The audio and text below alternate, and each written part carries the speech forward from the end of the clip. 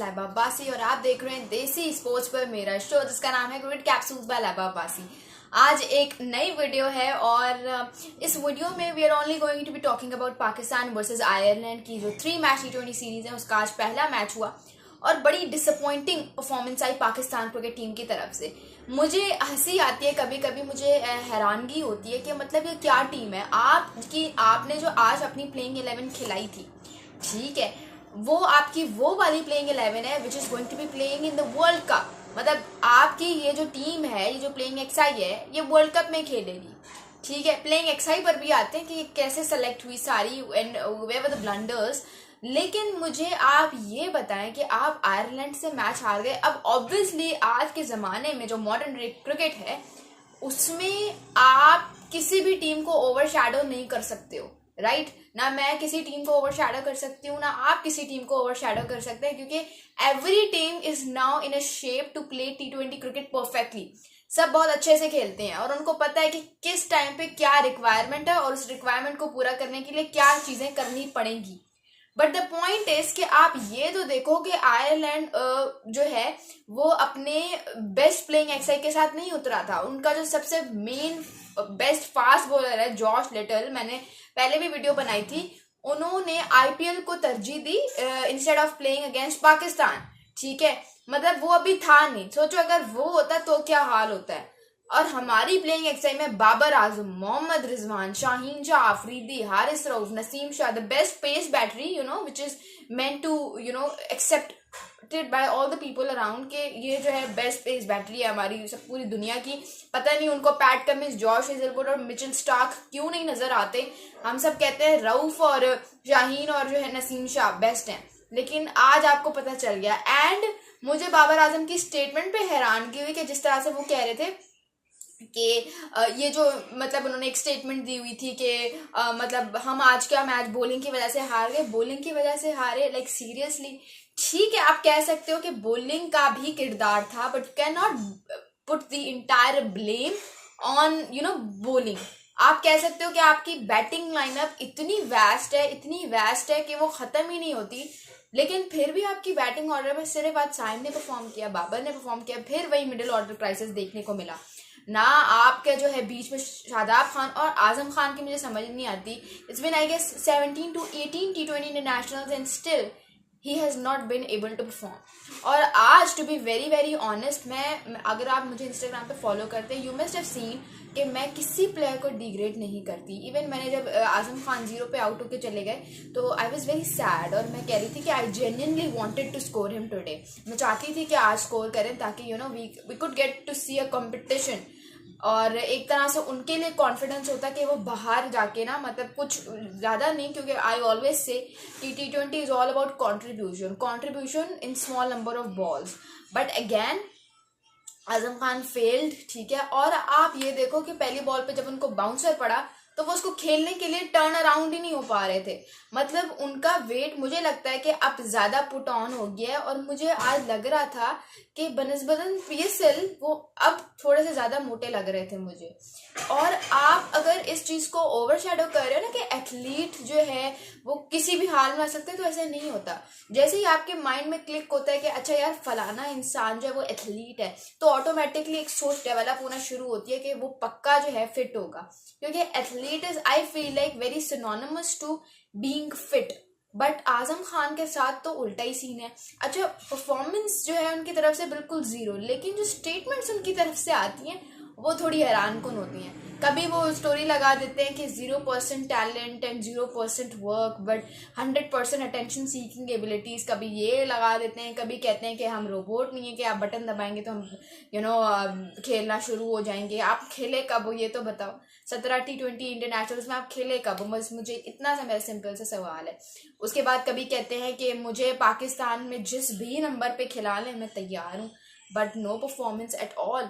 अभी और आपको कितना कॉन्फिडेंस चाहिए मुझे आप ये बताओ, कितना और आपको हम बैक करें? आपको कप्तान भी बैक कर रहे हैं, आपको हर कोई बैक कर रहा है, आपको हम भी बैक कर रहे हैं, but no performance. I mean PSL में फिर क्या होता है जो आपसे इंटरनेशनल क्रिकेट में नहीं होता? शादाब खान ना बॉलिंग ना बैटिंग, मतलब सिर्फ लाइबिलिटी बनकर रह गई हैं। I am sorry to say but I have to say this. I mean Shadab Khan की जगह Usama Mir would have been a very better option. और वो लोग जो उसामा कहते हैं कि उसामा मीर की तरफ से इंटरनेशनल में परफॉर्मेंस नहीं आती, कब नहीं आई यार? पिछले मैच उसकी वजह से जीते थे, जो न्यूजीलैंड के अगेंस्ट था, 4th T20 आई गेस, उसी की वजह से जीते थे, उसी ने जितवाया था अपनी बॉलिंग से। क्रूशियल विकेट जो ब्रेसवेल और चैपमैन की थे वो उसी ने नहीं थे, अगर वो ना लेते तो शायद हम चौथा T20 भी हार जाते एंड सीरीज जो है वो जीत जाते। मतलब एक रन से आप हार गए हो एंड कॉन्फिडेंस आप देखो कि आयरलैंड के पास कितना गया होगा टू बी। अच्छा, आयरलैंड से मुझे याद है इतनी गंदी प्रोडक्शन क्वालिटी, आई मीन यार ये क्या था? मतलब मुझे लग रहा था कि किसी ने ना क्रिकेट 24 चला दी है, या मुझे एक टाइम पे लग रहा था कि मैं कोई क्रिकेट गेम देख रही हूँ ना। ग्राफिक्स मजे के थे ना, जैसे कहते हैं क्वालिटी अच्छी थी, इवन क्राउड की आवाज़ प्रॉपरली नहीं आ रही थी। सिर्फ मैंने पढ़ा था कहीं पे 8 ब्रॉडकास्टिंग कैमराज उन्होंने लगाए हुए थे, सिर्फ 8 ब्रॉडकास्टिंग कैमराज। मतलब आप इस तरह की क्वालिटी के साथ इंटरनेशनल मैच डिस्प्ले करते हो, आपको पता है कि इतनी बड़ी टीम आई हुई है तो थोड़ा सा तो करो। और चलिए इसमें आयरलैंड को भी कुछ नहीं कहा जाता, लो बजट है ठीक है, लेकिन पैसे लगाओ यार, पैसे लगाओगे तो चीज़ अच्छी दिखेगी और फिर लोग देखेंगे। लेकिन ओवरऑल हमें कंसर्न था कि हो क्या रहा है मैच में, वो हमें नज़र आ रहा था। लेकिन आई फील लाइक प्रोडक्शन क्वालिटी बेहतर होनी चाहिए। उसके अलावा बहुत डिसअपॉइंटिंग परफॉर्मेंस थी ओवरऑल टीम ने, ठीक है। आप देखोगे मोहम्मद रिजवान तो खैर रन आउट हो गए थे, लेकिन शादाब खान की मैं बात कर रही थी कि सिर्फ फील्डिंग नहीं होती, कुछ फील्डिंग से आप ज़्यादा से ज़्यादा 10 रन रोक लेंगे, फील्डिंग से ज़्यादा आप 1-2 कैच पकड़ लेंगे, और क्या होगा? ठीक है, catches do matter and catches win you matches, but हमेशा नहीं होता ऐसा कि हमेशा ऐसा थोड़ी होगा कि बॉल सीधे शादाब खान की तरफ आ रही है, हमेशा ऐसा नहीं होता। You need to make changes. आपने उसामा मीर को ड्रॉप कर, उस्मान खान को ड्रॉप करने की क्या तुक बनती थी? मुझे सबसे पहले ये बताइए, मतलब उस्मान खान को क्यों ड्रॉप किया आपने? इफ्तिखार अहमद ठीक है कर लिया परफॉर्म, अच्छी बात है, उनकी वजह से अच्छे खासे रन बन गए। फ़खर जमान की तरफ से नो परफॉर्मेंस। आई मीन आप लोगों ने देखा होगा 20 रन उन्होंने स्कोर किए, वो भी 18 बॉल्स में, ऐसा लग रहा था वनडे खेल रहे हैं।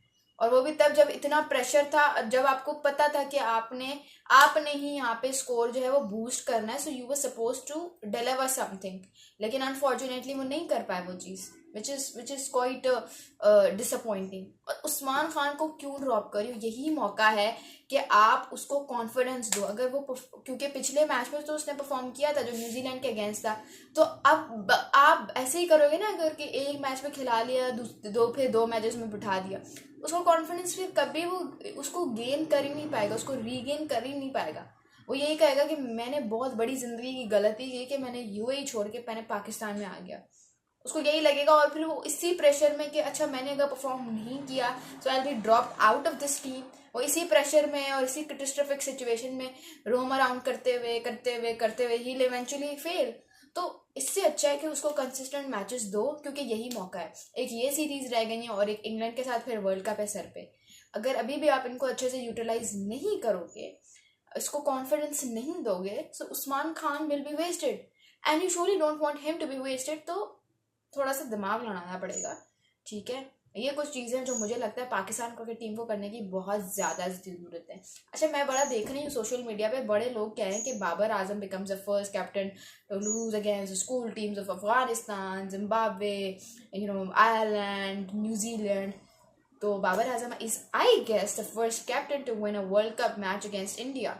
मतलब why do we always focus on the negative side, why not positive? ठीक है, अब मुझे वही पता था ना, मैं इसी दिन के लिए मैं कहती थी कि बाबर आजम को जो है वो अपनी कप्तानी पे फोकस नहीं करना चाहिए। अगर वो चाहते हैं कि वो एक ज़बरदस्त बैट्समैन बने, जो कि अभी भी हैं वो माशाल्लाह करंटली बैटिंग में तो परफॉर्मेंसेज उनकी आ रही हैं, लेकिन अगर वो चाहते हैं कि ये चीज़ इसी तरह से कंसिस्टेंटली फ्लरिश करती रहे, तो फिर उनको कैप्टनसी एक्सेप्ट नहीं करनी चाहिए। लेकिन चलें, वो चैप्टर क्लोज हो गया। लेकिन अब ये कहना कि सारा मैच जो है वो हम बाबर आजम की वजह से हार गए हैं, ये चीज़ बहुत गलत है। आई मीन ये बहुत गलत बात है और आपको ऐसे नहीं कहना चाहिए, क्योंकि आप देखो, क्या वो खुद बॉलिंग करने बैठ जाए, क्या वो खुद फील्डिंग करने बैठ जाए? उसका काम है बॉलिंग चेंजेस करना, फील्ड रिप्लेसमेंट्स करना और खुद की अपनी बैटिंग परफॉर्मेंस देना। अगर वो सारी चीज़ें परफेक्टली फाइन जा रही हैं, तो बॉलिंग में क्या हो रहा है ये उसका कसूर नहीं है, ये कसूर है बॉलर्स का, तो उसके सर पे डालो, बाबर आजम पे आने की जरूरत नहीं है। आपको क्या लगता है मुझे कमेंट्स में ज़रूर बताइएगा। This is Laiba Abbasi signing off, thank you so much. तस्वुर करें एक ऐसी दुनिया का जहाँ बच्चे को अपनी भरपूर सलाहियत तक पहुँचने का मौका दिया जाता हो। एक ऐसी दुनिया जहाँ मोहब्बत और ताउन की कभी किल्लत न हो। ये वो दुनिया है जो आप एक यतीम के लिए बनाने में मदद कर सकते हैं। हेल्पिंग हैंड USA को दिए जाने वाले आपके अतियात, खुराक, तालीम, समाजी बेहतरी और सेहत की देखभाल बहुत सौ के लिए उम्मीद का जरिया है। आज ही एक यतीम की कफालत करें। हमारी HHRD की वेबसाइट विजिट करें।